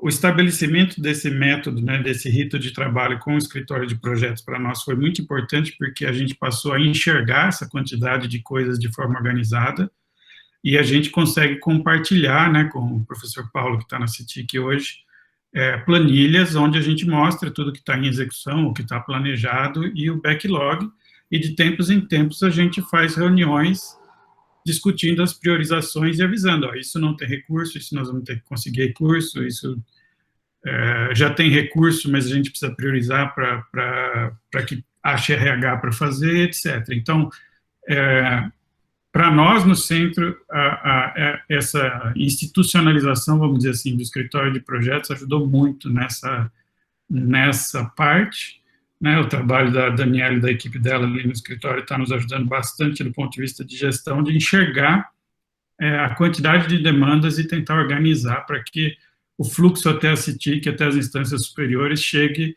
de maneira que a gente tenha as informações adequadas para priorização e busca de recursos. Tá certo, obrigado, Sandro. Obrigado, Dani. Eu não tenho mais nenhum inscrito aqui no chat. Eu acho que, só para encerrar esse assunto e a apresentação aí, né, eu vejo como um grande desafio para os próximos anos aí, para a próxima gestão, etc., é a gestão da quantidade de projetos que vão surgir ainda, né? A gente viu um boom de projetos estratégicos nessa gestão que demandam TI. E se você olhar o que já está sendo discutido por planos de 2021, 2025, vai ser no mínimo a mesma quantidade ou mais. Então, a gente tem que mudar os mecanismos de trabalho, fazer coisas para tornar mais eficiente, como esses controles mais finos, e aí criar fluxos para que as coisas andem, porque o problema de RH vai estar sempre aí, né? Assim, a gente não tem uma perspectiva clara num futuro próximo de grandes soluções, né? Principalmente no que tange contratação externa. Acho que todas as equipes grandes de TI sofrem com isso. O próprio professor Chico, na apresentação da PRDU, tocou nesse ponto das equipes de TI, né, terem uma grande concorrência do mercado, etc.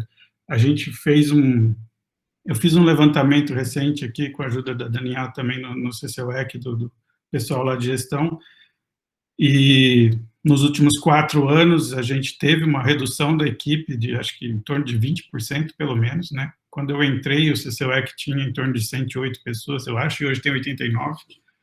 E isso, assim, quando virar o ano, vai ter novas possibilidades de aposentadoria, 2022, novas possibilidades de aposentadoria, então a gente tem que aprimorar os processos para conseguir lidar com isso e trabalhar muito claramente com priorizações e transparência para que a gente consiga entregar aquilo que é mais importante e ir organizando para fazer o maior número de entregas possíveis. Esse acho que vai ser o grande desafio aí de governança que a Unicamp ainda vai enfrentar nos próximos anos.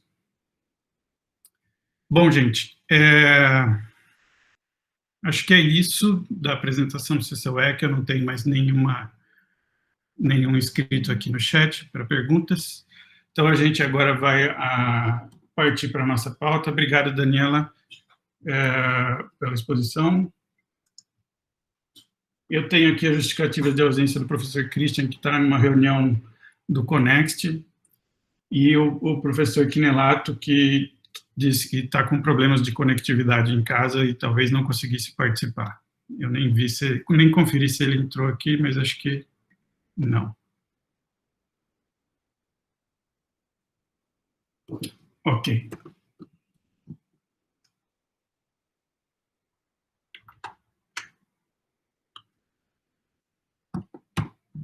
Bom, a primeira coisa da nossa pauta é a ata. Então, a Fabiana já está projetando a ata para vocês aí, e está na nossa pauta também, na página 7. Então, se não houver comentários, eu vou colocar a ata aí da reunião do dia 6 de novembro em votação.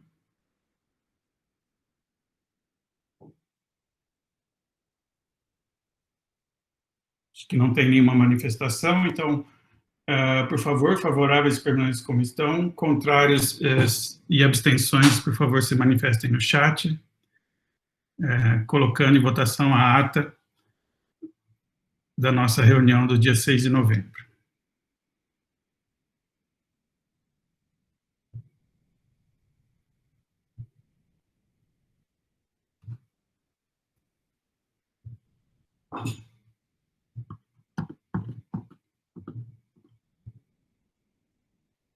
Ok, acho que está aprovado, Fabiana. Temos 2 abstenções, pelo que eu estou vendo.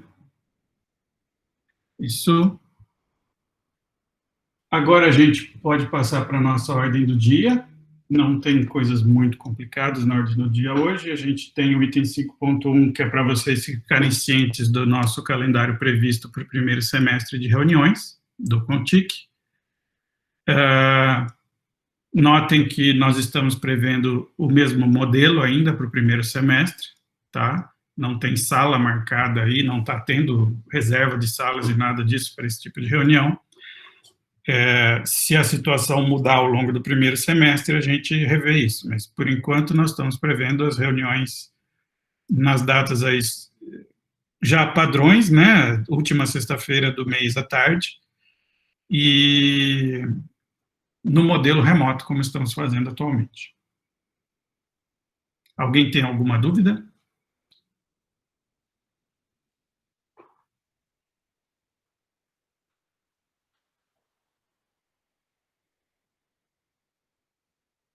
Junto com o calendário também tem o cronograma de apresentações, que segue a mesma linha que nós fizemos esse ano, a mesma ordem, tá? Então, é a previsão aí, que pode sofrer uma alteração ou outra, dependendo de cancelamentos de reunião, mas a ordem das apresentações seria a de praxe aí, que a gente vem usando nos últimos anos.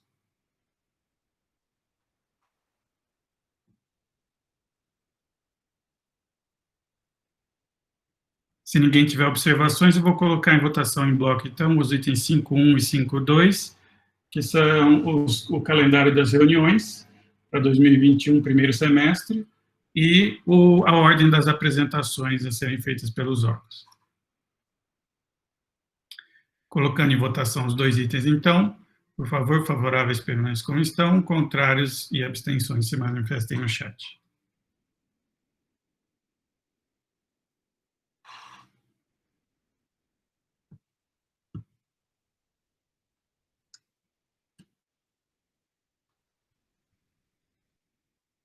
Nenhuma manifestação, Fabiana, acho que podemos seguir com a aprovação por unanimidade. É isso. Item 5.3, então, agora, que é uma homologação de ad referendum, tá? Do CONTIC 23 de 2020, que é mais uma daquelas criações de domínio, né, que a gente faz nesse modelo de ad referendum, do interessado ali em domínio na Faculdade de Engenharia Elétrica, tá? Então,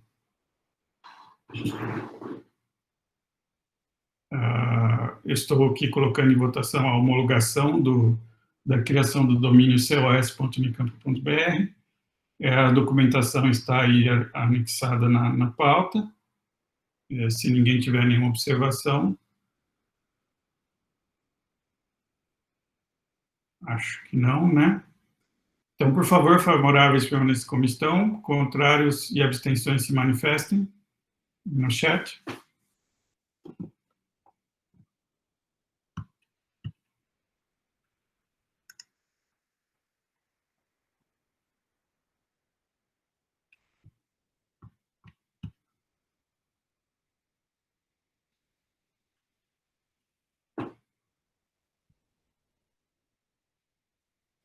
Nenhuma manifestação, Fabiana.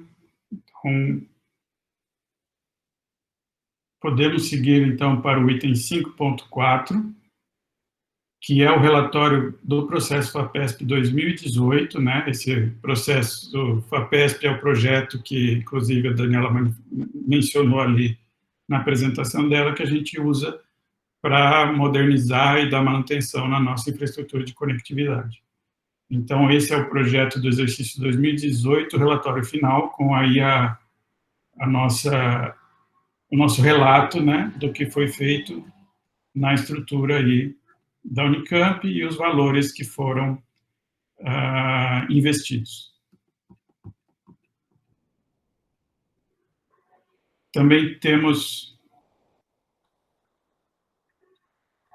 foi enviado para vocês, né, uma planilha mais detalhado do que o que aparece no relatório para o FAPESP. No relatório da FAPESP, a gente põe os itens que constam do processo, e foi aberto para vocês aí uma planilha mais detalhada, caso alguém queira ver aí as aquisições item por item, etc., aí dentro das rubricas de material permanente, material de consumo e assim por diante. Então, eu tenho, no item 5.4, o relatório final do processo 2018, e o item 5.5 é a mesma coisa para o processo 2019, só que esse é um relatório parcial, né, Fabiana? Isso.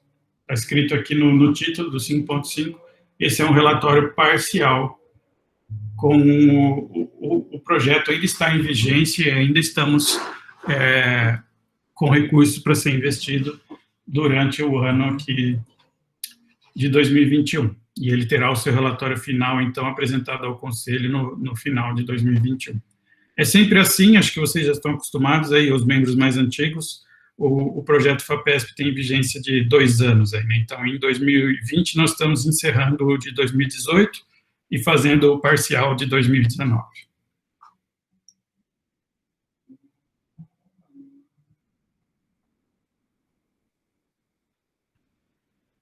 também gasto com renovação de equipamentos, roteador de backbone, etc., como é o previsto no plano de aplicação.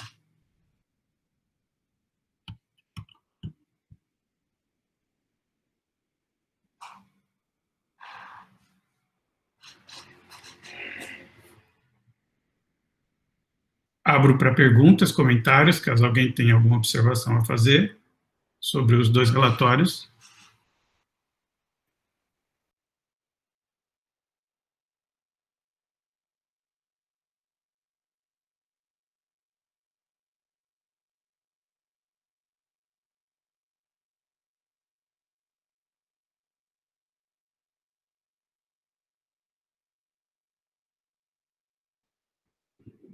Bom, não tem nenhum inscrito para perguntas, então eu vou colocar em votação aí os itens 5.4 e 5.5, os relatórios dos processos FAPESP 2018 e 2019, o 2018 relatório final e o 19 relatório parcial. Favoráveis, por favor, permaneçam como estão. Contrários e abstenções se manifestem no chat.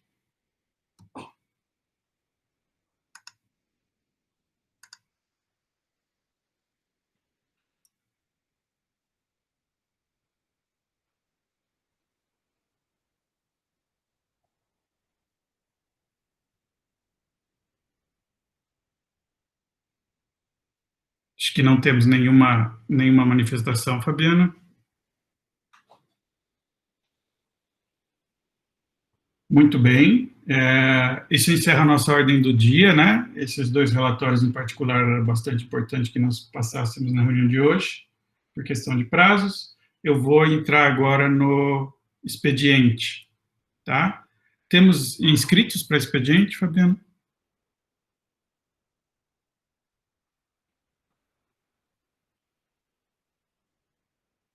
Não temos informes de inscritos. Sistemas administrativos, algum informe?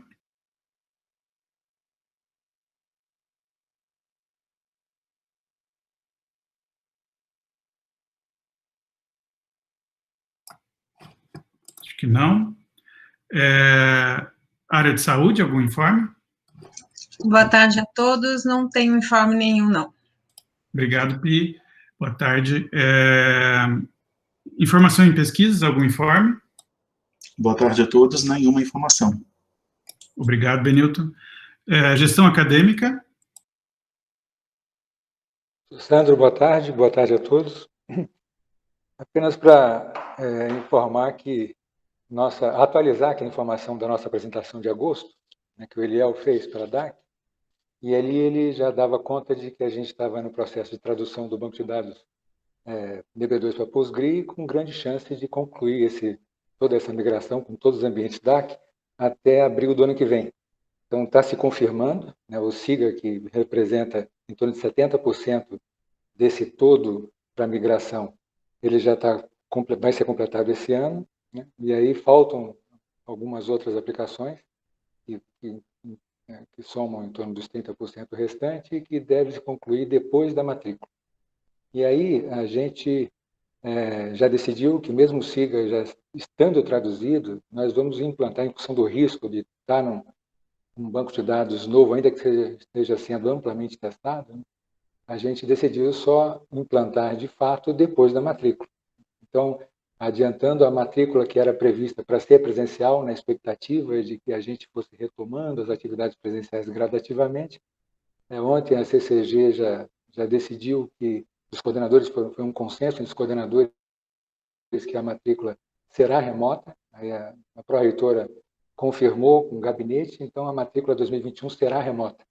Então eu aproveito, de um lado, para agradecer a nossa parceria com o Centro de Computação, o GGTE, esse aprendizado todo de 2020, e ao mesmo tempo renovar o pedido que essa parceria continuará sendo intensa no que depender de tecnologia para suportar todos os processos do ano que vem, especialmente esse primeiro S, que está se mostrando que será, já tem indicações firmes que será igual, não em problemas, esperamos, que o aprendizado 2020 vai nos garantir ter um primeiro S 2021 melhor, mas certamente totalmente dependente de tecnologia, né?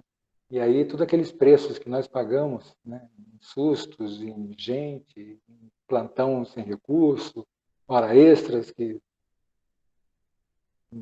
tem ou não tem dinheiro, enfim, tudo isso a gente vai ter que ver, administrar, e esse senso de parceria vai continuar sendo muitíssimo importante. Então, mais uma vez, obrigado ao centro, sou Sandro, do GTF, sou Marcos, eu não sei se ele está aí, na reitoria, né, o professor Paulo Lício também, com as orientações dele, foram importantes, na hora que tinham conflitos entre prioridades, ele foi firme na condução. Então, agradecemos também esse apoio e orientação. E renovamos, então, o primeiro S 2021, matrícula remota. Era isso, professor Sandro. Obrigado. Obrigado, Adalto. Vamos trabalhar nisso sim. Acho que quanto antes a gente começar a planejar isso, melhor para a gente identificar e tentar correr atrás dos recursos necessários. Vamos conversando, tá bom? Obrigado. Obrigado.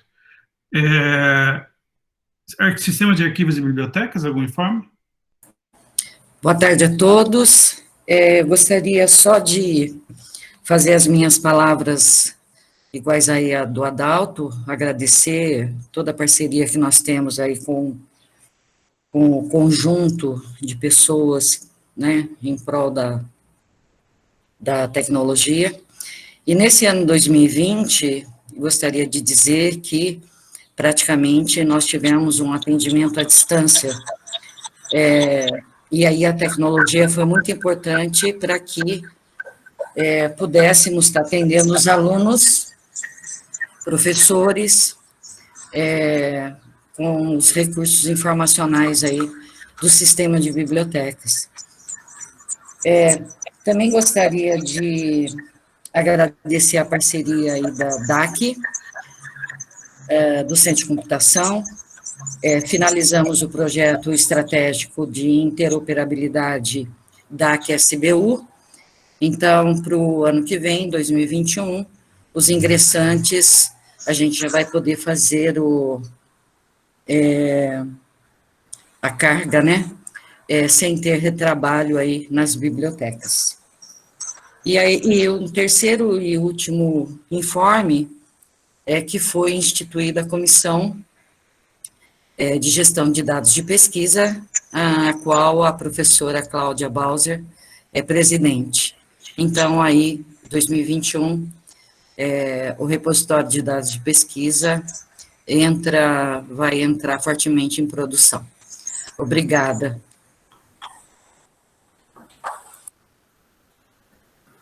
Obrigado, Valéria. Sistemas de recursos humanos, gestão de recursos humanos, alguma informe? Boa tarde a todos. Não Boa temos tarde. nenhuma informação, professor. Obrigado, Milton. Bom, o CCUEC, a Daniela já fez a apresentação e já deu detalhes para vocês de todos os nossos projetos, status e demandas, então eu não vou acrescentar nada. Só tenho um ponto aqui sobre o Comitê de Segurança, né, que foi assinada a portaria que renova os membros e de acordo com as autorizações, etc., dos gestores das unidades, porque se fazia necessário, alguns dos membros do Comitê de Segurança não podiam mais participar, então agora já está isso atualizado. CITIC, professor Paulo, você tem algum informe que queira passar para a gente? Só lembrar a todos que o processo de compra das licenças já foi concluído, então nós estamos do Google Suite, agora o Google Workspace, então nós estamos tranquilos até o final do ano que vem, mas em algum ponto em meados do ano que vem, a nova gestão deverá decidir o que fazer, se vai continuar com a plataforma, fazer uma aquisição mais duradoura. Também gostaria de ressaltar as determinações do Conselho de Segurança da Informação, que estão sendo publicadas como normativas no site da CITIC. É muito importante que elas sejam regularmente visitadas, embora a gente faça as divulgações, lembrar todo mundo, especialmente agora, nesse momento em que ransomware está na moda, de que os sistemas de backup são nossa última defesa e eles são vitais. Os sistemas podem cair, mas os sistemas de backup não. Então, por favor, sigam as normas que estão sendo determinadas lá, em particular de que nenhum sistema de backup deve ser passivo ao cliente, e sim ativo, ou pelo menos o último dos backups tem que ser passivo, não depender de conexões, tá? Esse é o princípio básico da minha área para garantir que pelo menos uma cópia de backup seja, embora sejam sistemas menos práticos aos usuários, aos clientes, né? Depender de um servidor vir a abrir conexão nos seus sistemas para fazer o backup, há um modelo de que o cliente toma a iniciativa e abre conexão no sistema, expõe o sistema de backup à possibilidade de ataque. Então, pode ser cômodo, é muito cômodo, mas ele não pode ser o único. Então, as unidades e órgãos devem primar por ter pelo menos um sistema final de backup que seja em que a iniciativa de conexão parta do servidor de backup. Esse é o princípio que eu gostaria de reforçar mais uma vez, se é que já não fiz antes, nunca é demais falar sobre isso, tá? É isso, obrigado. Paulo, já que você falou do G-Workspace e que falou que a partir do semestre que vem a gente já vai ter que pensar, isso é uma coisa que não tem retorno, é uma questão de acerto de novo contrato, não é?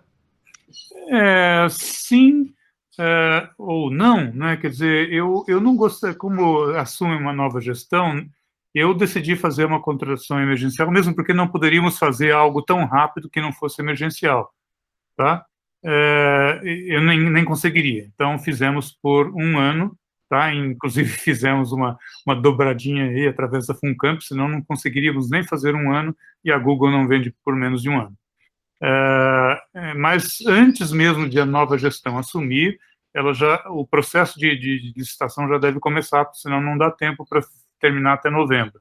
Mas certamente as equipes as novas chapas, né, as chapas que estão concorrendo, deverão estar cientes disso aí e tem que já se antecipar à posse, né, fazendo os seus próprios planos para ver se, por acaso, tem alguma ideia diferente, né? Para nós, muita coisa está dependente do modelo Google, e mudar de uma plataforma para outra, assim, sem motivo aparente, não faz o menor sentido. Então, eu achei que era até sem retorno, porque nós já estamos extremamente dependentes, certo?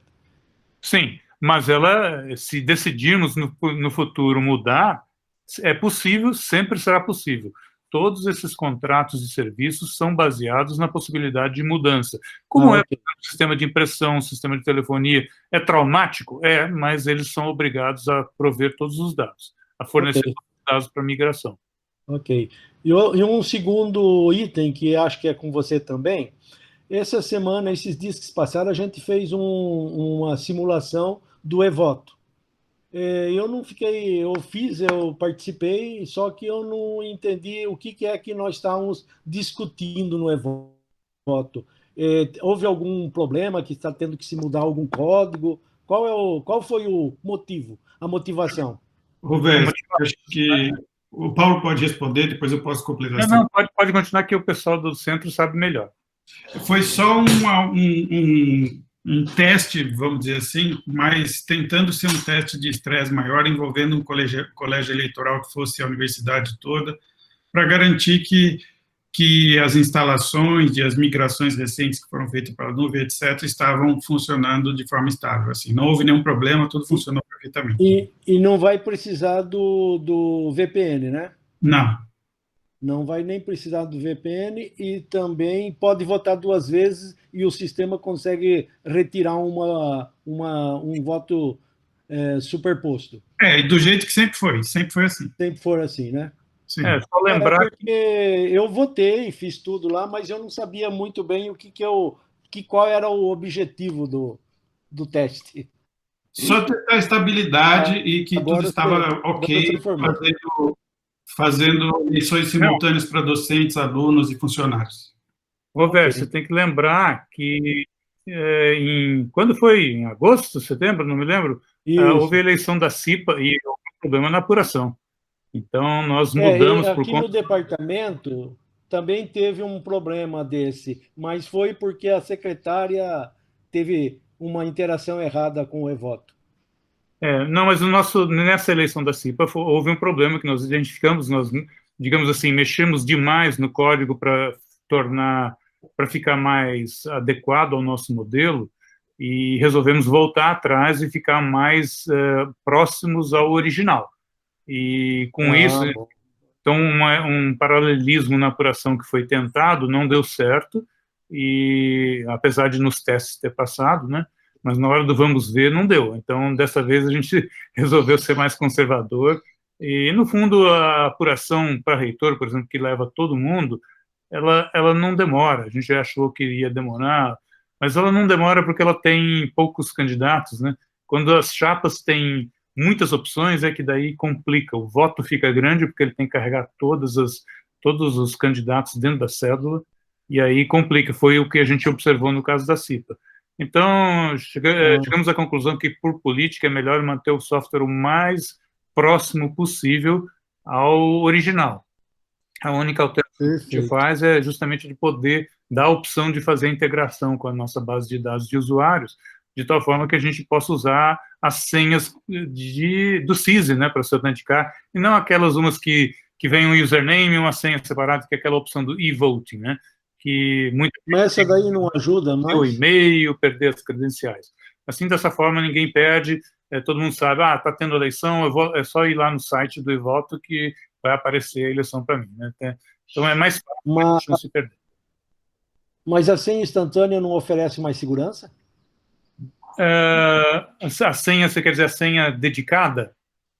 Dedicada. Você tem uma senha para aquela eleição. Sim, esse é o ideal, porque daí torna totalmente, segue todas as regras com que o sistema Helios foi bolado. Mas, por comodidade para os usuários, a gente, por essas eleições institucionais grandes, precisam ser com a conta Unicamp. Dava tanto problema com esse negócio aí, talvez o pessoal do centro possa acrescentar, mas historicamente era uma fonte de muitas reclamações durante os dias de votação, né? Então, passou a adotar os CISI, melhorou bastante, eu acho. O problema é que se a pessoa apaga sem querer o e-mail com a senha, não tem o que fazer, ela não consegue votar e nós não temos como ajudar, entendeu? Então, isso acontecia muito, esse tipo de coisa, da pessoa não conseguir acessar o e-mail no dia, ou apagar o e-mail com a senha e não conseguir recuperar e querer que ele votar, mas aí não pode, porque ninguém tem a senha, só ela que recebeu, esse tipo de coisa. Não, eu perguntei, foi exatamente por esse problema de segurança. Agora eu estou entendendo, é que por dificuldade de algumas pessoas, o sistema ficou um pouquinho mais, menos seguro, vamos dizer, mas não é tanto porque tem uma senha que, em princípio, deve ser aquela que ele deve confiar o tempo todo, certo? Sim, por isso que nós colocamos a senha da autenticação central da Unicamp, que a gente tem o maior controle, né? Não é qualquer senha que o usuário define. Nós não estamos isentos de uma pessoa dizer a senha dela para outra, certo? É comum existir por aí esse tipo de informação. Faz isso para mim e deixa a senha. A gente reza para que ninguém faça nada, ninguém passe, mas quando é dedicado, certo? Mas esse também acontece no outro modelo, né, Roberto? Ele pode passar o e-mail com a senha para outro. Mas essa já é mais difícil. Se até ele vai perder, imagina, a segurança aumenta, certo? Roberto, tem vários comentários a respeito. Por exemplo, a mesma senha revela o rolerite e também pode dar acesso à declaração de bens que está na DGRH. Então, eu acho que a senha deixou de ser compartilhada muito. As pessoas estão sendo mais particulares com relação às suas credenciais, eu acho. É a minha opinião. Um pouquinho, porque eu vi uma pessoa passando senha para outra, por isso que eu resolvi perguntar. Bom, você como representante do IFGW na física poderia fazer um alerta para as pessoas. Eu realmente não gostei de ter visto, mas infelizmente vi. E outra coisa é que esse esquema não diminui a segurança. Na realidade, ele só deposita confiança no sistema CISI, que essas raríssimas exceções que você está falando é uma concessão de perda de sigilo por parte da pessoa. Com relação ao restante, então esse voto com as credenciais que vem no e-mail, ele é mais robusto nesse sentido. No mais, o sistema é tão robusto quanto ele era Não estou discutindo o fato da senha, eu só estou discutindo que aquela ele perde, e se ele perder, ele também não vota, certo? Enquanto que essa outra. Eu não gostaria que ninguém passasse senha para ninguém. Eu acho que senha é individual. Não tem outro sinônimo para individual em senha, certo? Não, existem contas institucionais quando é o caso. Quando é necessário, a gente pode abrir sempre, tá? E tem sido atendido dessa forma, conta para sistemas, conta para divisões, tipo, uma secretaria de cursos poderia ter esse tipo. Eu vinha defendendo há algum tempo já a dupla senha, certo? O fato de você ter uma referência, ter que, nessas de sistema, de ter que ter uma segunda senha, certo? Mas... Não, isso não, você está confundindo, estou falando uma conta para várias pessoas usarem, tá? Uma conta que é institucional e não associada à pessoa. Isso é bom para órgãos trabalharem, várias pessoas atuando ao mesmo tempo, tá? E a gente faz isso na CGU, tem contas para sistemas, ou seja, o sistema computacional usa para se autenticar perante outro, e agora... também tem a possibilidade de... Tem para ele usar aquela senha, Paulo? Hã? Tem uma senha master e ele não entra com um item que identifica quem entrou? Deveria ter. Eu não entendi o que você quis dizer. A referência do usuário. Eu não entendi o que você quis dizer com isso. Quando tem uma senha institucional e várias pessoas vão usar, é uma senha master. E cada indivíduo que entrar, ele deixa lá a digital dele. Não tem. O sistema não tem, mas esse é o que eu estava falando de dupla senha. Isso é uma facilidade necessária em alguns lugares e, em geral, faz isso com pequenas equipes, 2, 3, 4 pessoas. Tá? Não é uma coisa assim que é um coletivo, digamos assim, usando uma conta, tá? Em geral, é bem utilizado, que eu saiba, não tivemos reclamação nesse sentido. O sistema CISI não contempla isso. Talvez seja bom falar que nós já iniciamos o piloto de Two-Factor Authentication. Né? Two-Factor. A minha conta, por sinal, é uma das que está testando. Volta e meia tem que fazer a autenticação em cima do celular. A gente está começando com poucos usuários, vamos se estender progressivamente para os mais críticos primeiro, depois para as pessoas VIP, e vamos ver como é que os nossos sistemas se escalam em termos de desempenho para atender a demanda, como o centro de computação vai reagir à demanda por serviço, porque ainda nós temos algumas dificuldades técnicas quando a pessoa perde senha, quando o aparelho é roubado, aparelho celular é roubado, mas a gente vai fazer uma longa caminhada nos próximos meses rumo a implantar ou tornar disponível Two-Factor Authentication para as nossas contas CISI, tá? Ok. Obrigado. Obrigado. Você queria só a autenticação central que funciona com isso. Eu só queria fazer um comentário que o professor Roversi falou da renovação da licença do G-Workspace. Nós já estamos com um projeto aberto, professor, para tratar a renovação disso. Isso já está encaminhado no CCUEC, então nós já estamos encaminhando, porque a gente sabe que um processo de licitação que vai precisar ser feito, para a gente ter essa tranquilidade das licenças estarem disponíveis em 15 de novembro do ano que vem, a gente já iniciou, já está sendo trabalhado um projeto para que a gente encaminhe a renovação disso. Então, assim, a próxima gestão vai ser encaminhado dessa forma. O projeto já está em andamento, aí vai precisar viabilizar a parte financeira. Só. E o valor dessas coisas nós vamos saber, Daniela? Nós sabemos, vai ser muito próximo ao que a gente pagou agora, que foi da ordem de 430 a 440 mil reais por um ano. Por um ano, ok. Eu só falei porque, como você falou da próxima gestão, a próxima gestão vai lá para abril, né? Depois começar, não daria tempo em novembro de jeito nenhum. Agora nós vamos aproveitar todo o material desse processo que a gente fez emergencialmente, a contratação emergencial, está praticamente pronto e não há muito o que mudar. Então, do ponto de vista do centro que vai liderar isso na ocasião, vai ter pouco trabalho, mas o que tem que ter é um calendário invertido, né, com as datas limites para começar as coisas, e certamente a licitação vai ter que começar antes da posse do novo diretor-geral de TI. É só para tranquilizar que já está encaminhado. Tá, ok, tá bom. Obrigado. Obrigado, Rovés. Eu acho que eu não tenho mais nenhum escrito aqui para comentário. Acho que isso encerra. Denilton, você queria falar alguma coisa? Queria rapidinho, é só uma curiosidade que já começou com o professor Rovés.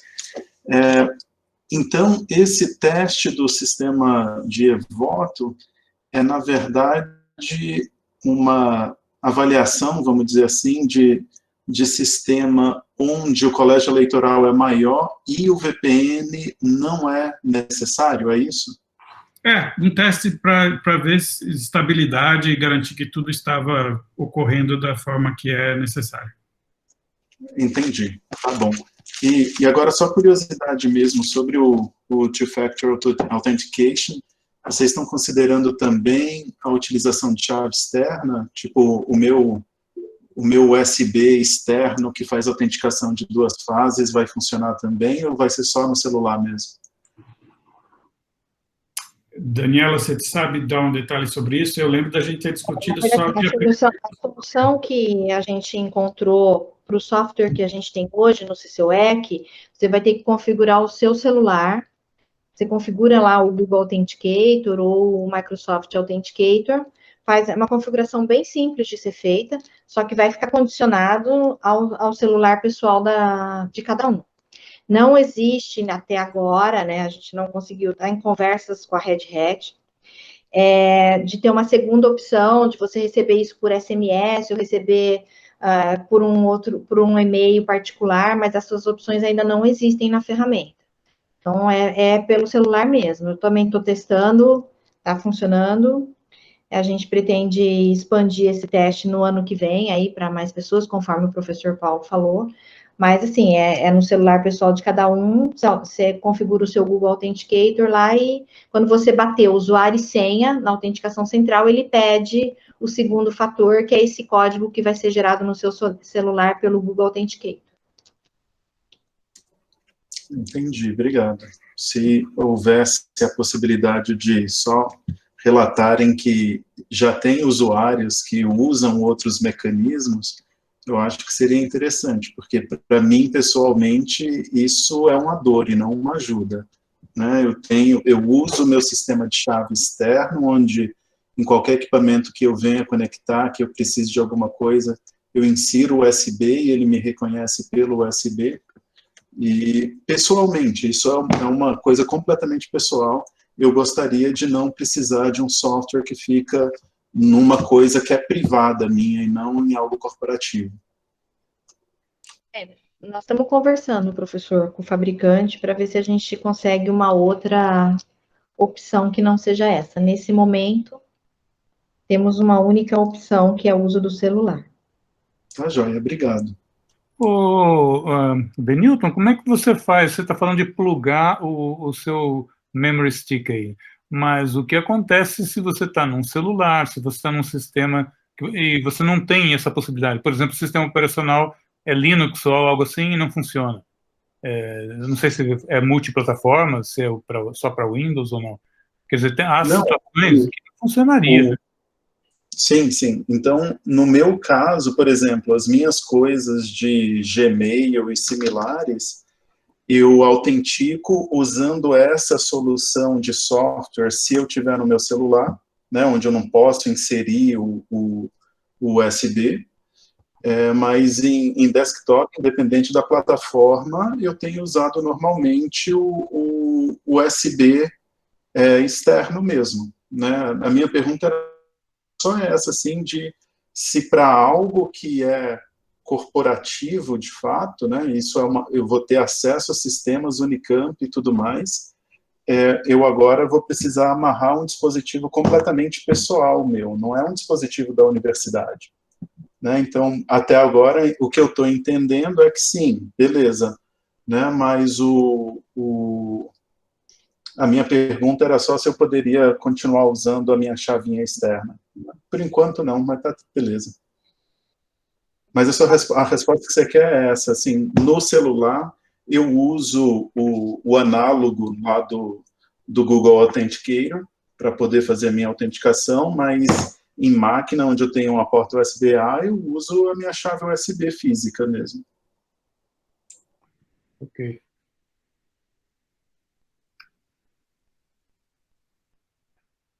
Ok. Bom, se não temos mais comentários, eu agradeço aí a presença de todos. Essa foi a nossa última reunião de 2020, nós retomamos ali de acordo com o calendário que a gente aprovou hoje.